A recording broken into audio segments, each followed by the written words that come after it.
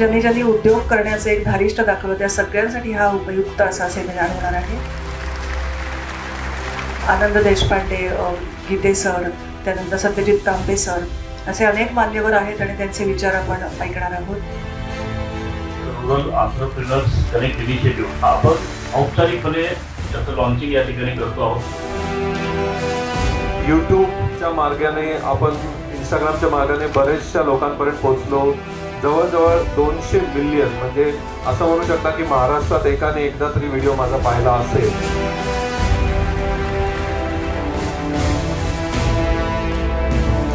इतका सुंदर गायडन्स झाला की त्यानंतर बऱ्याचशा गोष्टी क्लिअर झाल्या.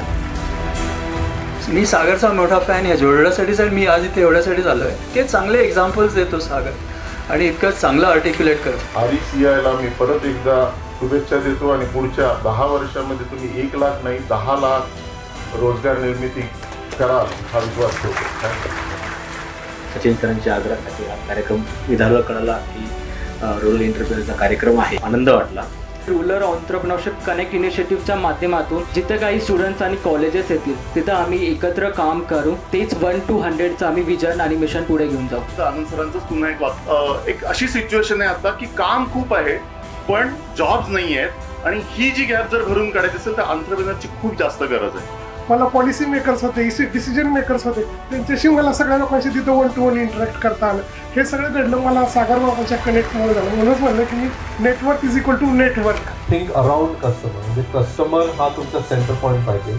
ही माइंडसेट किंवा ही मानसिकता कशी आणायची आणि किती महत्त्वाचं आहे कस्टमर बिझनेसवर.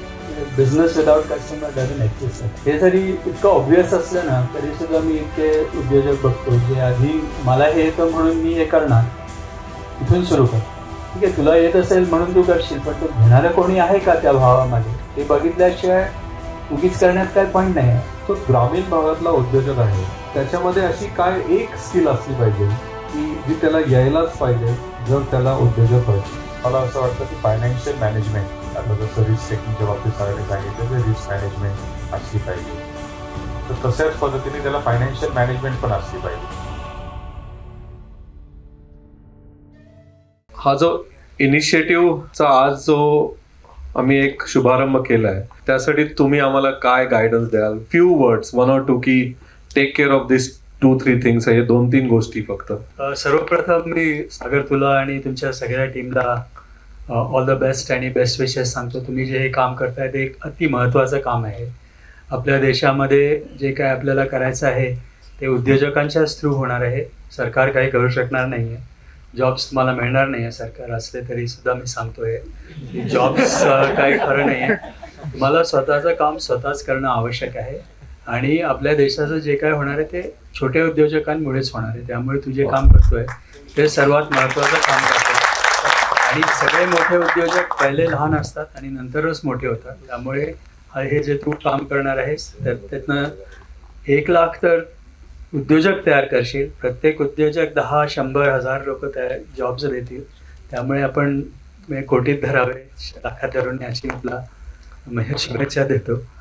इन टर्म्स ऑफ काय लक्ष ठेवायला पाहिजे की असं आहे की ना जेव्हा तू सुरू करतो तुला असं वाटतं की तुला सगळं माहिती आहे पण ॲक्च्युअल रियालिटी जेव्हा तू ट्राय करशील तेव्हा तुझ्या लक्षात येईल की अरे अशा आपण नवीन गोष्टी ट्राय करायला पाहिजे किंवा नवीन बघायला पाहिजे. त्यामुळे थोडं ओपन राहा. आत्ता सुरू कर. जसं सुरू करशील तेव्हा तुला लक्षात येईल काय नवीन करायचं आहे. Just adapt and keep moving on. As you move on you will figure things out. तर आता सगळं माहिती आहे असं न धरता just evolve as you go along. Don't stop is what I would suggest. Thank you. हाच प्रश्न तुम्हाला काय आम्हाला तुमचा एक सल्ला राहील from an policy angle, entrepreneur angle आणि गावाकडे काय आम्ही कसं केलं पाहिजे की ज्यांनी फायदा होईल? सर्वप्रथम तर तुमचं अभिनंदन करतो की तुम्ही सुरुवात केली आणि आता आनंद देशपांडे सरांनी जे सांगितलं खरं तर मी देशपांडे सर आम्ही तुम्हाला कॉलेजच्या जीवनापासून पाहत आलेलो आहे. कारण पुण्यामध्ये सुरू झालेली IT कंपनी आणि मग त्याच्यातून अनेक आमचे कॉलेजचे मित्रमैत्रिणी नंतर पर्सिस्टंटमध्ये गेले आणि एक बेस्ट एम्प्लॉयर म्हणून ते कायम आजही म्हणजे माझ्याकडे असे काही काही मित्र आहेत की ते 20-20, 30-30 वर्ष, 25-25 वर्ष आले पर्सिस्टंटमध्ये आहे. जेव्हा की लोक 5-10% जॉब स्विच ओव्हर करतात, अशा वेळेस ते तिथं करतात. ह्याच्यातून काहीतरी एक चांगला बोध घेण्यासारखं आहे. आणि म्हणून तुम्ही जे सांगितलं त्याच्याशी मी अर्धा सहमत आहे. अर्धा यासाठी की छोट्या उद्योगांशिवाय या देशाची प्रगती होऊ शकत नाही, हे मला 100% मान्य आहे. कारण मोठे उद्योग जे आहेत ते दिवसेंदिवस इतके मोठे होत चाललेले आहेत की ते जॉब क्रिएशन किती करू शकतील हा फार मोठा प्रश्न आहे. कारण जेवढे मोठे उद्योग येत आहेत ते ऑटोमेशनकडे जात आहेत किंवा नवनवीन टेक्नॉलॉजीज ते अफोर्ड करू शकतायत. आणि म्हणून पाहतो की 1000 कोटीच्या वरचे 2000 कोटीच्या वरचे ज्या इन्व्हेस्टमेंटच्या जे बिझनेसेस आहेत ते कमी एम्प्लॉयमेंट जनरेशनकडे चालताना मला दिसत आहेत. जेव्हा की MSME जे सेक्टर आहे तोच जॉब क्रिएशन करणारा सेक्टर आहे आणि वेल्थ क्रिएशन करणारा पण सेक्टर आहे. सरकार काही करू शकणार नाही या मताशी मी सहमत नाही. कारण शेवटी सरकारच सर्व काही आहे, ही देखील वस्तुस्थिती आहे. आणि मगाशी पण कोणीतरी भाषणात बोलताना बोललं की सरकारकडून काय अपेक्षा नाही. मला असं वाटतं की हे सगळ्यात मोठा अप्रोच मध्ये बदल आपल्याला करावा लागणार आहे. कारण शेवटी आपली जी पॉलिसी आहे, तुम्ही कितीही चांगलं काम करा, तुम्हाला जर सरकारचं किंवा त्या सरकारच्या पॉलिसीजचं जर तुम्हाला प्रोटेक्शन नसेल तर हे शक्य होऊ शकत नाही, ही वस्तुस्थिती आहे. मग ते टॅक्सेशन मध्ये असेल, इम्पोर्ट पॉलिसीमध्ये असेल, ते म्हणजे साधी MIDC मध्ये इथं आता गणेश निबे बसलेले आहेत, त्यांनी आता सांगितलं मी 1000 एकरमध्ये हे केलंय, 2000 एकरमध्ये ते केलंय. त्याला विचारून बघा तुम्ही की सरकारच्या मदतीशिवाय शक्य आहे का? नाही, वस्तुस्थिती आहे. कारण शेवटी तुमच्या मनामध्ये जे काय इच्छा असतील की मला खूप मोठं करायचंय, चांगलं करायचं. आता त्यांनी शिर्डीमध्ये करायचं त्याचं स्वप्न होतं, पण शिर्डीला MIDCच नव्हती. शिर्डीला आता MIDC मंजूर झाली, त्यांनी लगेच त्या MIDC मध्ये जागा घेतली. म्हणजे सरकार आणि कॉर्पोरेट सेक्टर, प्रायव्हेट सेक्टर ज्याला आपण म्हणतो, हे जिथं हँड इन हँड जाऊ शकतात तिथेच प्रगती झालेली आहे. आणि याचं एक उत्तम उदाहरण जे आहे ते आता इलॉन मस्कचं डोजे आहे, त्यालाच ट्रम्पने आता हेड करून टाकलाय.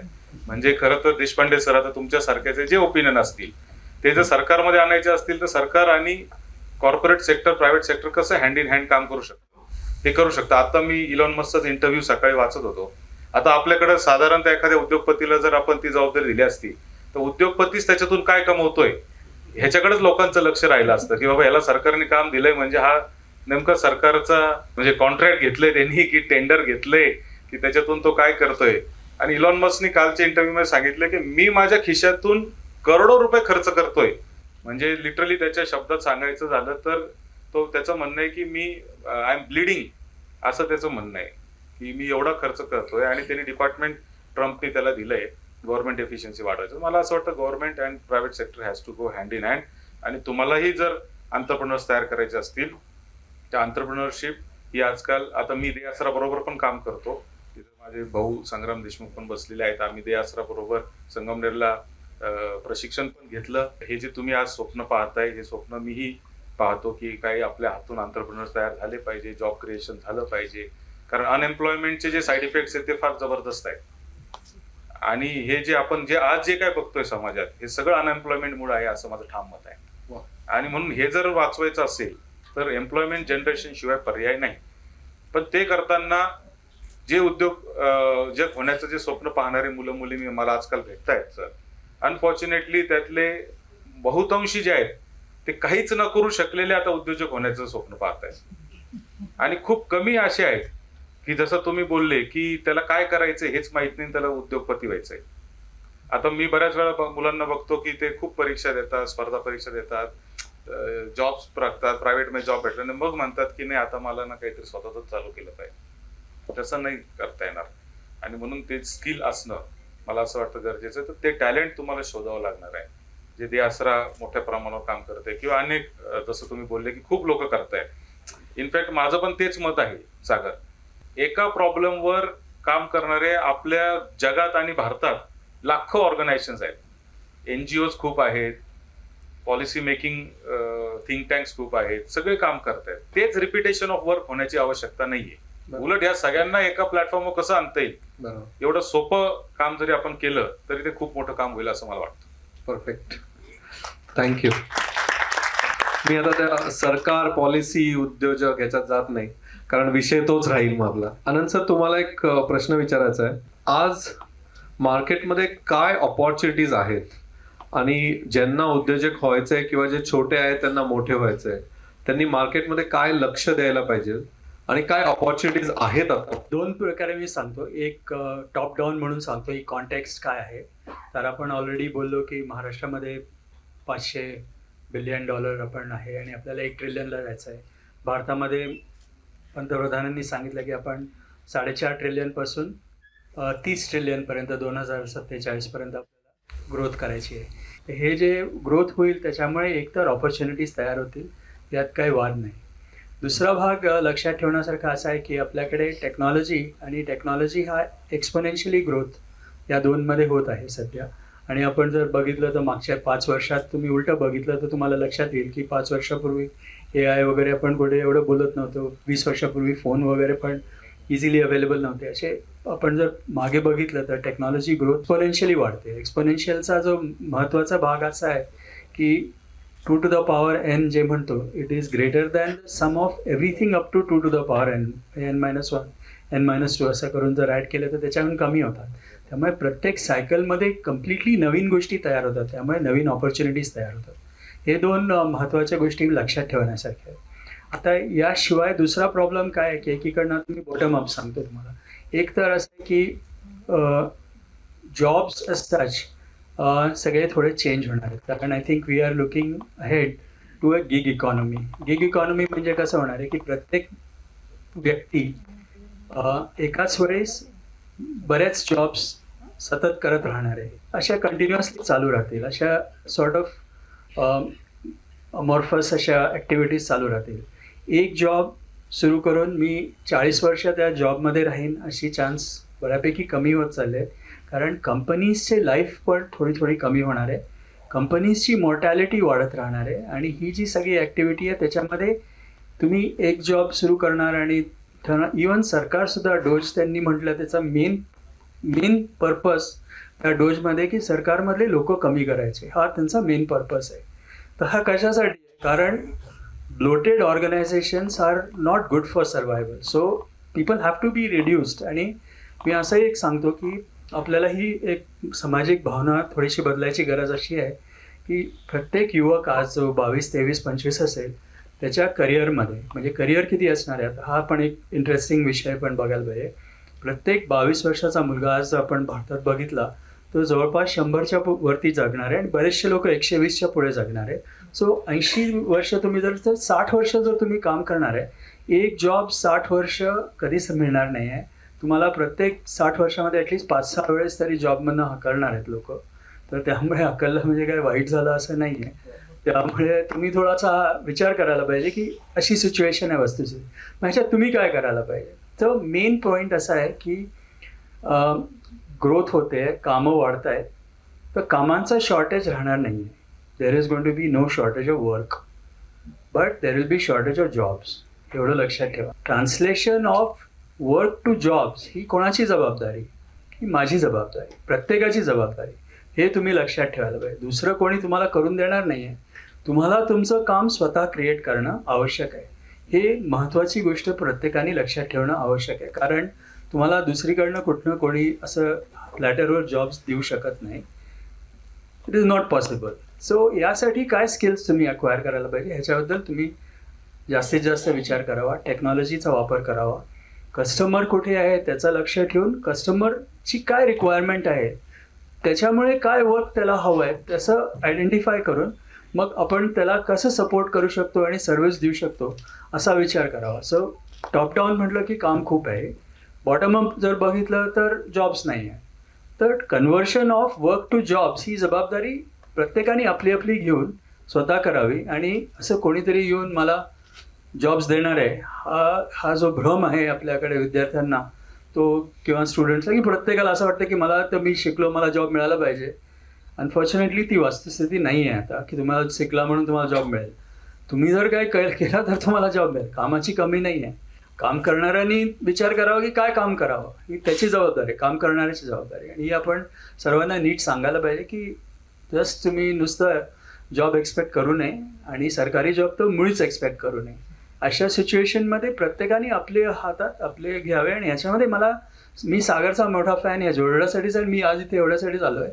मी सागरचे रील्स आणि इन्स्टा वगैरे बरेच दिवस ऐकतो आणि मी त्याच्या गोष्टी ऐकतो. आणि हा सर्वात पहिल्यांदा सगळ्या लोकांना हेच प्रवृत्त करतो की अरे तुमच्या हातात आहे हे सगळं काम करायचं. कोणाची वाट नका पाहू. तुम्ही स्वतः काय असेल ते बघा. आणि ते स्वतः इतके चांगले एक्झाम्पल्स देतो सागर आणि इतकं चांगलं आर्टिक्युलेट करतो. मी तर त्याच्यासाठी बिग फॅन आहे.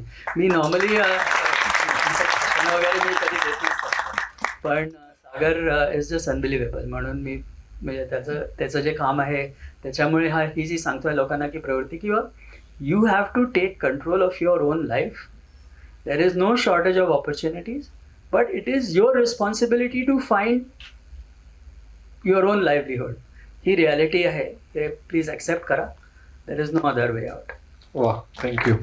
मला सरांना आता एक प्रश्न वेगळा विचारायचा आहे. नाही, आणि तुम्ही जे सांगितलं त्याचं एक मी कायम सगळ्यांना सांगत असतो की पुण्यातली एक आठवण माझी जी आहे ती म्हणजे जोशी वडेवाले आहे. आणि ते जोशी वडेवाल्यांचे इथं वामनराव पैंचं वाक्य कायम लिहिलेलं असायचं की तूच आहे तुझ्या जीवनाचा शिल्पकार. तर मला वाटतं तेच तुम्ही आता सांगितलं की तुलाच तुमचं कंट्रोल घ्यावं लागेल. तर सर, आजकाल काय झालंय की जॉब मागणाऱ्यांची खूप गर्दी आमच्याकडं सतत असते आणि दिवसाला किमान एक 200-300 तरी मुलं मुली माझ्याकडे अर्ज करत असतात. आणि सरप्राइझिंगली असं झालंय की आता सगळ्यात जास्त अर्ज जे येतात ते कम्प्युटर आणि IT इंजिनियर्सचे येत आहेत. आणि तुम्ही IT इंडस्ट्री चालवताय, तर मला असं जे दिसतंय म्हणजे एका बाजूला IT कंपन्यांचे शेअर दनादन वाढताना पण दिसत आहेत आणि दुसरीकडे मात्र IT कंपनीजची रिक्रुटमेंटचं नेमकं काय चाललंय कळत नाही, कारण ते मुलंच घेत नाहीयेत. म्हणजे आता सध्याची तर परिस्थिती जी दिसते मला, तर हे म्हणजे फ्युचर काय असणार आहे कम्प्युटर इंजिनियर्स किंवा IT इंजिनियर्ससाठी या AIच्या आणि या सगळ्या याच्यामध्ये? Let's break this down into multiple parts. सगळ्यात पहिले म्हणजे कंपनीजचे जेव्हा शेअर वाढतात ते कशासाठी वाढतात की त्यांची एफिशियन्सी वाढते म्हणून ते वाढतात. ज्या कंपनीज कमी लोक करतात त्यांचे शेअर लवकर वाढतात. तुम्ही बघितलं असेल तर तुम्हाला लक्षात येईल. पण रियालिटी अशी आहे की कंपनीज वाढणार आहेत पण नेसेसरली प्रत्येकात जॉब्स मिळणार आहेत असं नाही आहे. जास्ती कंपनीज तयार झाल्या तर एखाद्या वेळेस नवीन जॉब्स तयार होतील आणि नवीन प्रकारच्या जॉब्सला ऑपॉर्च्युनिटी मिळेल. हा एक सॉर्ट ऑफ शॉर्ट टर्म म्हणजे एकदम इमिडिएट आन्सर सांगतो. आता तुम्ही जर AI आणि टेक्नॉलॉजी बघितली तर त्याच्यात तुम्हाला असं लक्षात येईल की आपण असं म्हणतो की AIमुळे हेल्थकेअरसाठी बऱ्याच प्रकारचे म्हणजे प्रत्येक गावामध्ये प्रत्येकाला हेल्थकेअरला सपोर्ट मिळेल. एज्युकेशनला प्रत्येक गोष्टी सगळ्यांना करता येतील, AIवरती ऑनलाईन करता येईल वगैरे. आत्ता आपण जे काय बघतोय ते समजा ChatGPT किंवा कुठलंही वापरून तुम्ही जर केलं तर त्याचे cost of doing each transaction is very high. So आपल्याला आपले स्वतःचे मॉडेल्स LLMs किंवा असं काहीतरी बांधून आपल्याला लागणारी टेक्नॉलॉजी आपण जर आपल्या लोकांसाठी बनवली तर त्याच्यात जॉब्सची पण कमी नाही आणि असं बरंच काम करण्यासारखं आहे. मी म्हटल्याप्रमाणे there is no shortage of work and there is no shortage of work that AI and computer people can understand and address. फक्त प्रॉब्लेम काय होतोय की हे सगळे जे लोक शिकणार आहेत ते अर्ध शिकलेले आहेत आणि त्यांना असं वाटतं की मी अर्धवट शिकलो, मला कोणीतरी सांगितलं डिग्री मिळणार आहे म्हणून मला जॉब मिळालाच पाहिजे. ही जी भावना आहे ती कम्प्लिटली चुकीची आहे. जर तुम्हाला स्वतः काही अर्धवट येतं, जॉब्समध्ये कसं काय कोण तुम्हाला जॉब देणार आहे? तुम्हाला म्हणजे जास्ती गोष्टी शिकायला पाहिजे आणि नवीन काम करायची ऑपॉर्च्युनिटीजचा काही शॉर्टेज नाही आहे. मी आजही असं म्हणतो की AIमुळे बऱ्याचशा अशा नवीन प्रॉब्लेम्स आपल्याकडे दिसत आहेत ज्या सॉल्व्ह करायला AI will be the best way to get them done. आणि हे कोणी करायचं हे तुमच्या हातात आहे. आणि जर हे करणारा जर कोणी बघायचं असेल तर BCom झालेल्या माणसापेक्षा कम्प्युटर प्रोग्रामर जो आहे त्याचे हे करण्याची क्षमता स्लाइटली बेटर असेल. त्यामुळे if you are a computer programmer at least you are better off. Problem ॲटिट्यूडचा आहे, प्रॉब्लेम ऑपॉर्च्युनिटीचा नाही आहे. हा मेन तुम्हाला मी सांगायचा प्रयत्न करतो. Thank you so much sir. Sir, तुम्ही म्हणाले माझे फॅन असं काही नाही आहे, लाजू नका. पण सरांबद्दल सांगतो, काल परवा 35 वर्ष आले सरांच्या कंपनीला आणि त्यामुळे त्यांच्याकडे एवढी कामं आहेत. काल रात्री आम्ही 9:30-10 वाजता बोललो. सर म्हणले फक्त तुझ्या कार्यक्रमाला शार्प येणार आणि जाणार, वेळेत चालू कर. Thank you so much sir. तुम्ही 2 तास काढून आले, फार मोठी गोष्ट आहे माझ्यासाठी नाही, त्या सगळ्या महाराष्ट्रासाठी. सत्यजित सर, तुम्हाला एक क्वेश्चन की तुम्ही ग्रामीण भागातला एक उद्योजक पण बघता आणि शहरी भागातला उद्योजकही बघता. शॉर्टमध्ये तुम्हाला काय वाटतं, काय असा फरक आहे दोघांमध्ये? तसा तर फरक फार नसतो, कारण शेवटी तो जसं सरांनी आता एका वाक्यात सांगितलं की ॲटिट्यूड जो आहे तो मॅटर करतो. तर मला असं वाटतं की ग्रामीण मधला एक आहे की ग्रामीण भागातला जो मुलगा तो जो फर्स्ट जनरेशन एंटरप्रेन्योर असेल तर त्याला कष्ट करत करत वर आल्याची एक अनुभव असतो आणि त्यामुळे तो ॲडव्हर्स सिच्युएशन मध्ये सुद्धा फाईट करण्याची त्याची एक मेंटॅलिटी असते. शहरामध्ये बऱ्याच वेळा बॅकिंग असतं, पालकांचं बॅकिंग असतं की बाबा तू कर, त्याच्या एक मॉरल सपोर्ट असतो. तो जरी फायनान्शियली नसला किंवा एक्सपिरियन्स वाईज नसला तरी एक मॉरल सपोर्ट असतो. तो ग्रामीण मधल्या त्याच्या आई वडिलांनाच काही कळत नाही की हा करतोय काय. म्हणजे अनेक वेळा तर आई वडील मला फोन लावून देतात, आमचा मुलगा शिकलाय त्याला नोकरी द्या. मग मी म्हणतो काय शिकलाय, तर आम्हाला नाही माहिती, जरा बोलून घ्या फोनवर. मग आम्ही फोनवर बोलतो, मग त्याचा एक्सपिरियन्स काय काय नाही वगैरे वगैरे विचारतो. तर मला असं वाटतं की तो बेसिक एक फरक आहे. पण तसं जरी असलं तरी एंटरप्रेन्योर हा जो आहे तो एक वेगळाच माइंडसेट आहे. आणि जसं नोकरीच्या बाबतीत त्यांनी सरांनी सांगितलं, मी कायम सांगत असं माइंडसेट बदलणं गरजेचं आहे. तुमच्याकडे डिग्री आहे म्हणजे जॉब मिळेल असं नाही, तसं तुम्ही ठरवलं म्हणून व्यवसाय कराल असं नाही. तुम्हाला बेसिकली प्रॉब्लेम कळाला तर त्याच्यावर तुम्ही सोल्युशन म्हणून एखादा बिझनेस आला तर तो क्लिक होतो. तर मला असं वाटतं की तो जो शार्पनेस आहे तो रुरल एंटरप्रेन्योर्समध्ये मोठ्या प्रमाणावर असतो. पण जे न्यू एजचे बिझनेसेस आहे, आता Dream11 सारखी कंपनी उभी केली मुंबईतल्या मुलांनी, ठीक आहे, त्यांच्या आईवडिलांचा बॅकअप होता, त्यांनी मोठं त्यांना सपोर्ट केला. पण आज ती एका म्हणजे झटक्यात ती कंपनी 1 आणि 2 बिलियनची कंपनी होऊन जाते. मला असं वाटतं की तो एक वेगळा माइंडसेट पण आहे. तर असं थोडंसं त्याच्यात फरक आहे.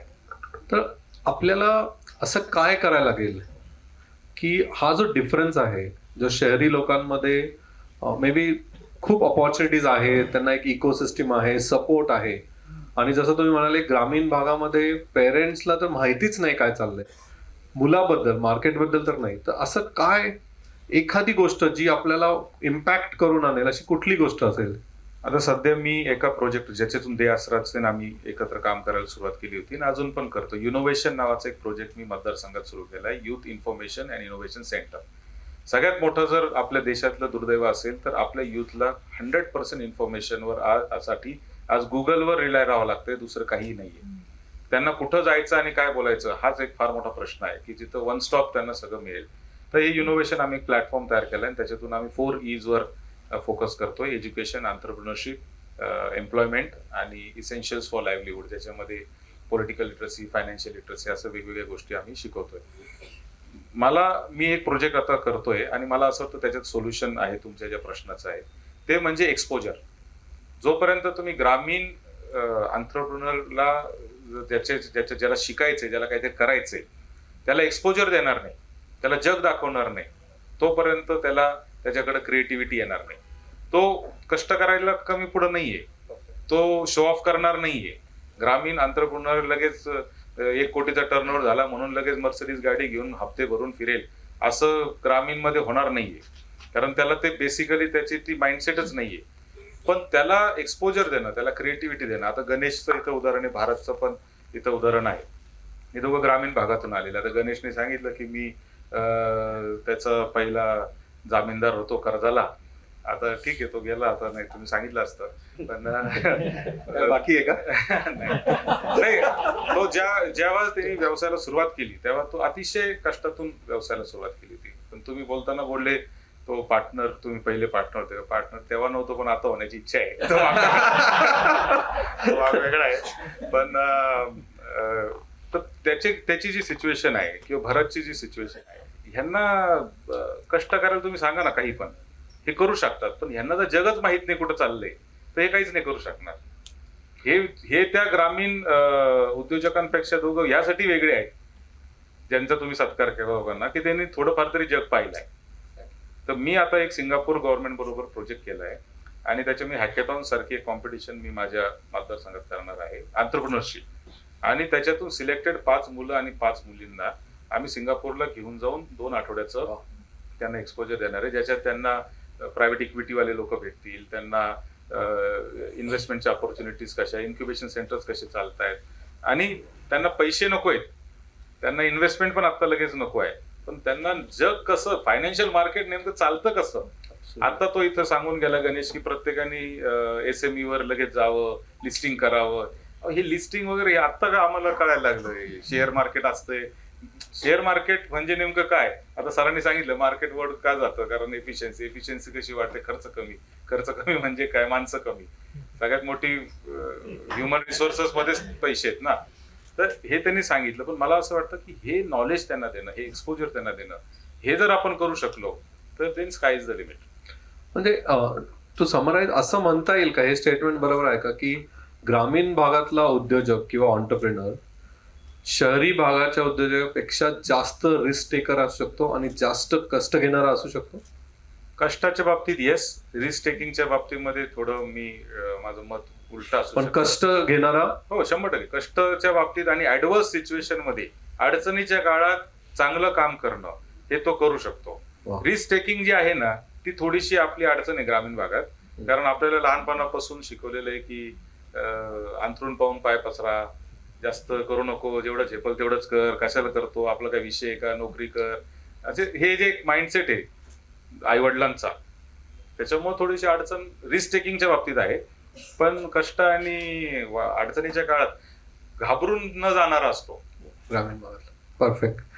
एक्सपोजर खूप महत्वाचा पॉईंट आहे आणि वन ऑफ द आमचा पिलर तेच आहे की कनेक्टमध्ये की एक्सपोजर इव्हेंट्स, आणि त्यासाठी मी माझ्या व्हिडिओजमधून पण टाय ना GEC अशा इव्हेंट्सला सगळ्यांना बोलवतो, कारण इथे आले तरच ते, पुण्यात आले तरच बघणार काय चाललंय जग.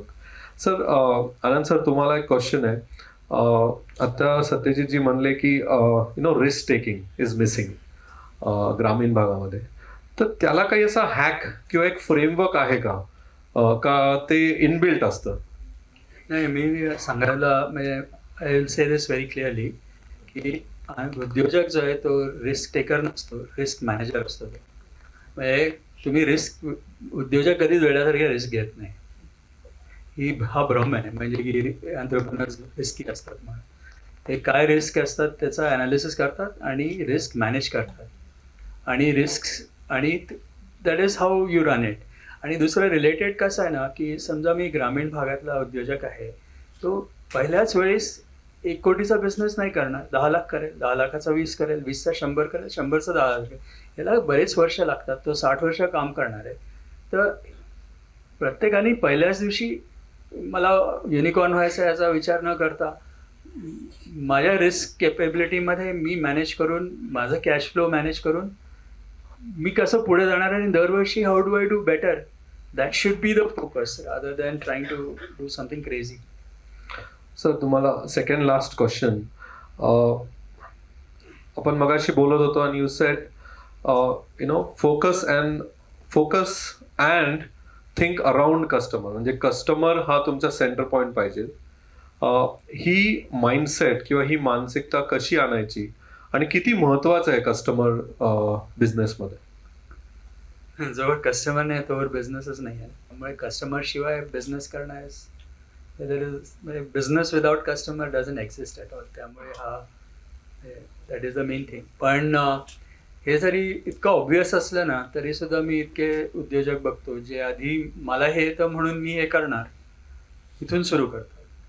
ठीक आहे, तुला येत असेल म्हणून तू करशील, पण तो घेणारं कोणी आहे का त्या भावामध्ये ते बघितल्याशिवाय उगीच करण्यात काय पॉईंट नाही आहे. तर हा जो भाग आहे तो महत्त्वाचा आहे. आणि त्याच्यासाठी थोडा माझा ग्राहक कोण आहे, तो कुठे आहे, तो कुठल्या परिस्थितीत आहे, तो कुठल्या भावामध्ये माझ्याकडनं सामान घेणार आहे, हे जे सगळं प्लॅनिंग आहे ते आधीपासून जर तुम्ही केलं तर हे करू शकता. आणि तू म्हणल्याप्रमाणे तू ऑलरेडी याच्यावरती बरेच क्लासेस आणि बिझनेस मॉडेल कॅनव्हास वगैरे अशा ज्या गोष्टी टूल्सचे लोकांना सांगतोय की रिस्क कशी मॅनेज करायची, कुठले प्रोसेसेस फॉलो करायचे, असं उगीच असं कुठनं तरी उडी नाही मारायची आहे. ते काय लागतं ते बघून मग पॅराशूट बरोबर आहे आणि मग तुम्ही झेप घेताय, हे सगळं करूनच काम केलं पाहिजे. आणि याच्यासाठी तू जे काम करतोय ते खूपच महत्त्वाचं आहे.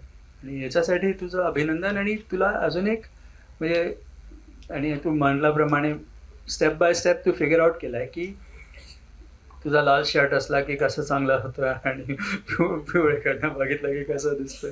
पण हे जे तुझे ॲक्ट्स आहेत त्याच्यामुळे तुला म्हणजे लोकांना लक्षात येतं की तुझा रीच एकदम वाढलेला आहे. त्यामुळे तू या रीचचा फायदा घेऊन जास्तीत जास्त चांगल्या गोष्टी सगळ्यांना सांगाव्या अशा, म्हणजे that is the main purpose and very excited that you are doing this. Thank you. Satyajit, तुम्हाला एक क्वेश्चन आहे की जो ग्रामीण भागातला उद्योजक आहे त्याच्यामध्ये अशी काय एक स्किल असली पाहिजे, एकच, की जी त्याला यायलाच पाहिजे जर त्याला उद्योजक व्हायचं आहे? नाही, असं एक स्किल असं नाही सांगू शकणार, पण मला असं वाटतं की फायनान्शियल मॅनेजमेंट जे आहे, आता जसं रिस्क टेकिंगच्या बाबतीत सरांनी सांगितलं की रिस्क मॅनेजमेंट असली पाहिजे, तर तशाच पद्धतीने त्याला फायनान्शियल मॅनेजमेंट पण असली पाहिजे. म्हणजे काय लहानपणापासून फायनान्शियल लिटरसी आपल्याकडे झिरोच आहे.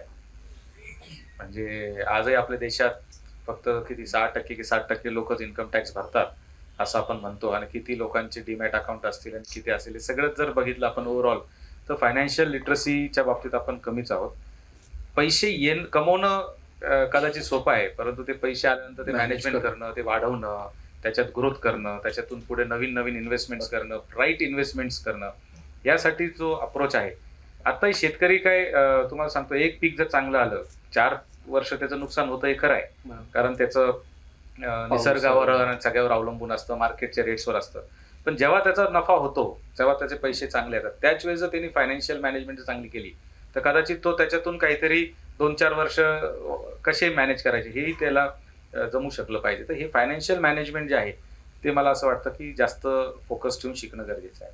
ॲब्सोल्युटली. ज्यांनी आपण सुरुवात केली गव्हर्नमेंट, त्याच्यावरचा प्रश्न आहे. तुम्ही म्हणाले की प्रायव्हेट कंपनी आणि गव्हर्नमेंटला एकत्र यायलाच लागेल जर ग्रोथ व्हायचं असेल तरी पण माझं असं एक ऑब्झर्वेशन आहे, म्हणजे मी जेव्हा असं बडिंग ऑन्टरप्रिनरवर बोलतो, प्रत्येकाला जरी गव्हर्नमेंटनी सांगितलं MSME loan without collateral up to एक एक्स अमाऊंट अलाउड आहे, तरी पण बँका त्यांना देत नाहीत. प्रोव्हिजन आहे तरी देत नाहीत आणि म्हणतात कोलॅटरल द्या, आणि दिस इज इम्पॉसिबल. आणि एक गोष्ट फार क्लिअर आहे, बिझनेससाठी फायनान्स हा पाहिजेच, त्याच्याशिवाय बिझनेस होऊ शकत नाही. तर ह्याच्यासाठी नॉट फ्रॉम अ गव्हर्नमेंट, मला असं वाटतं की तुम्ही ॲज अ ऑन्टरप्रिनर 2 गोष्टी मला पाहिजे की त्या ऑन्टरप्रिनरनी काय विचार केला पाहिजे, कारण त्याला फंड्सच नाही आहे, आणि गव्हर्नमेंटकडे कुणाकडे जायला पाहिजे ह्याच्यासाठी, कुठे रेज केलं पाहिजे ज्यांनी हे मिळणार.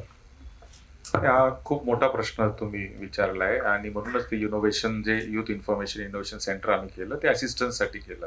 गव्हर्नमेंटच्या स्कीम्स आहेत, NGOज काम करतायत, अनेक लोक काम करतायत, पण त्याला एका प्लॅटफॉर्मवर आणण्याचं काम खऱ्या अर्थाने आम्ही करतो आहे. तिथं मुलांनी यावं, मुलींनी यावं, आणि त्यांना जे ह्या 4 E's मध्ये मार्गदर्शन पाहिजे, मार्गदर्शन आम्ही करणार. बेस्ट ऑफ द बेस्ट जे असेल जगामधलं ते आणून तुमच्या दारापर्यंत आणून देण्याचं काम आम्ही करणार. आम्ही तुमचे ह्याच्या पुढची जबाबदारी घेऊ शकत नाही, कारण शेवटी प्रत्येकाला आपापली जबाबदारी घेणं गरजेचं आहे. आता बँका का देत नाही, तर बँकांचेही वेगळे प्रॉब्लेम्स आहेत. NPA त्यांचं म्हणणं आहे की सगळ्यात जास्त वाढतं त्या मुद्रा लोन मध्येच. मुद्रा लोन आपल्याकडं घेणारे लोक भरायचं नाही ह्याच ॲटिट्यूडने घेतात, जसं काही ती सबसिडी आहे, जसं काही ती सरकारची तुम्हाला म्हणजे कर्जमाफी योजना आहे, अशा पद्धतीने घेतात. तर मला असं वाटतं तो ॲटिट्यूड आपण जोपर्यंत बदलत नाही, शेवटी बँक देत असताना, बँक कर्ज देत असताना 2 गोष्टी बघतं, एक तुमचं मागचा ट्रॅक आणि एक तुमचं फ्युचरचं प्रोजेक्शन. हे 2 जर तुम्हाला व्यवस्थित करता आले तर कोणती बँक तुम्हाला नाही म्हणणार नाही. पण आज आपलं दुर्दैव असं आहे की एज्युकेशन लोनला सुद्धा आई वडिलांना गॅरंटर म्हणून घेतलं जातंय, आणि जेव्हा की त्याची गरज नाहीये, ते मेजर झालेले आहेत, 18च्या पुढे गेलेले आहेत, त्यांना चांगल्या कॉलेजला ऍडमिशन मिळालेले आहे. एज्युकेशन लोनला जगामध्ये कुठेही गॅरंटर सिस्टम नसते, परंतु इथे आई वडिलांना गॅरंटर घेतात, कोलॅटरल पण अनेक बँका मागतात आणि हे सगळं करतात. तर ह्याचं कारण बुडवण्याचं जी आपली माइंडसेट आहे, ह्याच्यामुळे हे सगळं झालंय. त्याच्यामुळे आपल्याला त्याच्यावर पण काम करणं गरजेचं आहे. आपण सरकारला दोष प्रत्येक गोष्टीचा देऊ शकणार नाही. ऍब्सोल्युटली. आणि मी माझ्या व्हिडिओमध्ये आणि पॉडकास्टमध्ये हा मुद्दा कायम मांडत असतो, तुम्हाला जर पैसे देण्याची वृत्ती नसेल तर तुम्ही बिझनेसच चालू करू नका. आणि it is not only bank, इन्व्हेस्टरकडनं पण पैसे घेतल्यावर ते आपलेच पैसे म्हणून विचार करतात. इन्व्हेस्टरकडनं तुम्ही जेव्हा पैसे घेता ती तुमची जबाबदारी आहे, तुम्हाला त्यांना रिटर्न्स मिळवून द्यायचे. ही मानसिकता आपल्याला बदलायलाच पाहिजे. आनंद सर, दरवेळेस तुम्हाला विचारतो, मागच्या वेळेसही विचारलं की अशी एक काय स्किल आहे सर जी एक ऑन्टरप्रिनरकडे असलीच पाहिजे, जसं सरांनी सांगितलं तसे तुमच्या मते काय ती एक स्किल आहे? कसं आहे ना, जर उद्योजक आहे त्यांनी कस्टमर आणणं हा सगळ्यात महत्त्वाचा भाग आहे.